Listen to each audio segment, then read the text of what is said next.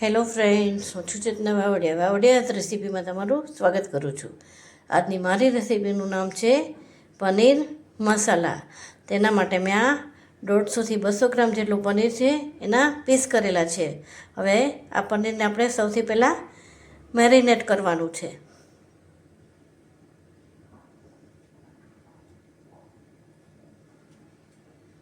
Marinate કરવા માટે આપણે સૌપ્રથમ અડધી ચમચી જેટલો ચણાનો લોટ લેવાનો છે. એમાં આપણે 1 ચમચી લાલ મરચું લેવાનું છે, 1 ચમચી ધાણા જીરું ને અડધી ચમચી હળદર.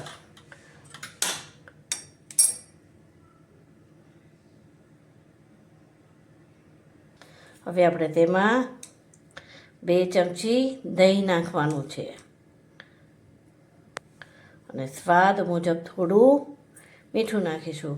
હવે આપણે પહેલાં બધી જ વસ્તુને મિક્સ કરી લઈશું. આવી રીતે બધું મિક્સ કરીને તેમાં આપણે પનીરના ટુકડા નાખવાના છે ને તેને પણ મિક્સ કરીશું.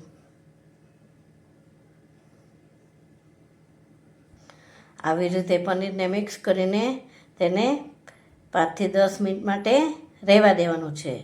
આપણું પનીર મેરિનેટ થાય ત્યાં સુધીમાં આપણે તેની ગ્રેવી કરી લઈએ. ગ્રેવી માટે મેં 2 નંગ ટમેટાં, 1 નંગ મોટી ડુંગળી, 2 નંગ લીલા મરચાં, 15થી 20 કળી લસણ અને 8થી 10 નંગ કાજુના લીધા છે. હવે આપણે તેની ગ્રેવી બનાવશું.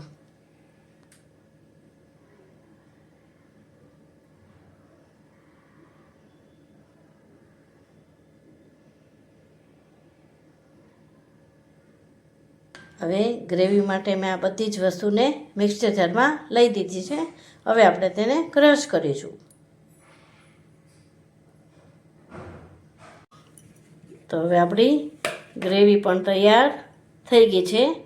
હવે આપણે સબ્જીનો વઘાર કરીશું. હવે આપણે પેનમાં 2 ચમચી તેલ લીધું છે અને તેમાં આપણે 2 ચમચી જેટલું ઘી લઈશું ને તેને ગરમ થવા દઈશું. તો હવે આપણું પનીર મેરિનેટ થઈ ગયું છે. હવે આપણે તેનો વઘાર કરવાનો છે. આ આપણું જે મેરિનેટ કરેલું પનીર હતું તેને મેં વઘારી દીધું છે. તેને હવે 2 મિનિટ માટે સાતળવાનું છે. તો હવે આપણું પનીર સતળાઈ ગયું છે. આપણે તેમાં તૈયાર કરેલી ગ્રેવી નાખીશું ને તેને મિક્સ કરીશું. હવે આપણે તેમાં થોડો એવો કિચન કિંગ મસાલો નાખીશું, થોડો ગરમ મસાલો નાખીશું ને તેને મિક્સ કરીશું. હવે આપણે તેમાં ઉપરથી થોડા મસાલા નાખીશું. તો સ્વાદ મુજબ મીઠું, અડધી ચમચી જેટલું લાલ મરચું ને અડધી ચમચી ધાણા જીરું ને ચપટી હળદર. હવે આપણે આ શાકને મિક્સ કરીશું. તો હવે આપણું પનીર મસાલા તૈયાર છે. આપણે તેને સર્વ કરીશું.